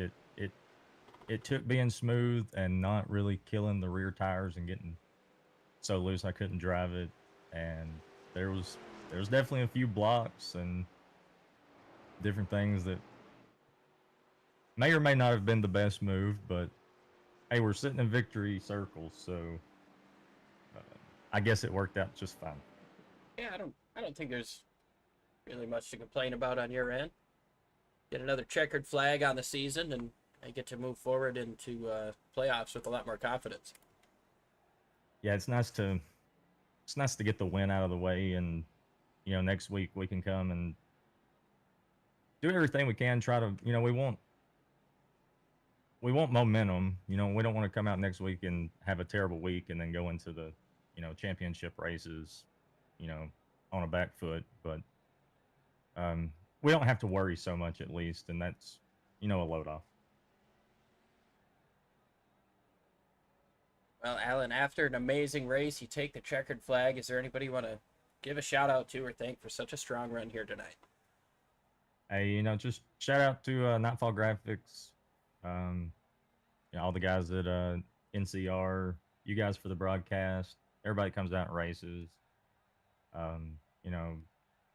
all the guys that sponsor the league, that help out with getting us on track every week and putting up some prizes, letting us all come out and have fun. Appreciate everybody. Awesome stuff, Alan. Appreciate you joining us here, and congratulations once again. We'll talk to you again soon. All right, y'all have a good one. Yeah, good win, bud. Thank you. That's going to about do it for us here on Sim Racing Media. We had an absolutely phenomenal race from flag to flag. Super clean stuff. A bunch of saves that should have been huge crashes, and Alan Dobbs gets to work into next week's playoff race with a lot less on his mind.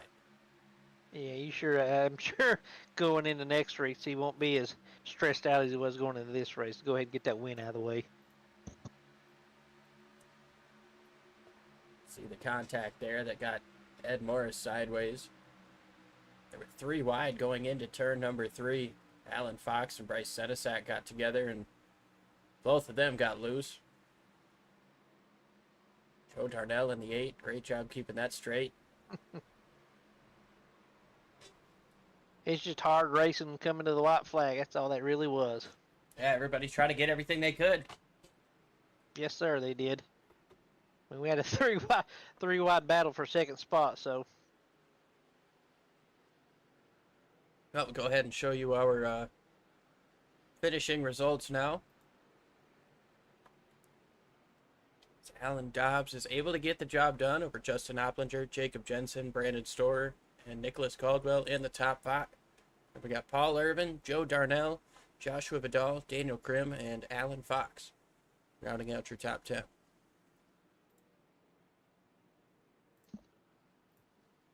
Go ahead on to Douglas Carlson, Bryce Senesac, Matt Cochran, Ed Morris Jr., Ed Morris Sr., Mike Campeggio, David Calo, Josh Wren, Dustin Carroll, Jason Hardwell, AJ Brandenburg, Todd Keir, Taylor Bertram, Michael Self, and Scott Ramler rounding out the field. Before we let you go, though, we'll go ahead and show you our playoff grid. It's not entirely updated, but these are your playoff drivers moving into next week. Alan Dobbs got the race win. He's got nothing to worry about. Going into Kentucky, Justin Opplinger able to finish strong here in second place. Jacob Jensen up here as well on the podium. Going to be feeling really good moving into next week. Paul Irvin able to finish 6th, getting up in front of Josh Vidal and Alan Fox. He's going to have a little bit less of a gap to work with next week. And Daniel Krim seemed to kind of fall under the radar in 9th place. Yeah, solid. Anytime you get a top 10 run, I think it's almost as good as a win. Yeah, I mean, he had a phenomenal race. He still beat like 16 other guys out there, but we were into the playoffs, and somebody's gotta have a bad day. I think Alan Fox had a little bit worse with the crash at the end, but I don't know. I think all 8 of them did great. Oh, absolutely. Like you said, Alan's got the leg up already though with his win tonight. So, well, next week we are live in Kentucky, same time, same place here on Sim Racing Media. For Troy, I'm Liam Erbig. Thanks for tuning in, guys, and as always, as you walk through the streets of life, please don't play in traffic. Take it easy, folks. Rickmotech, high performance sim racing equipment. There's only one place to go, rickmotech.com.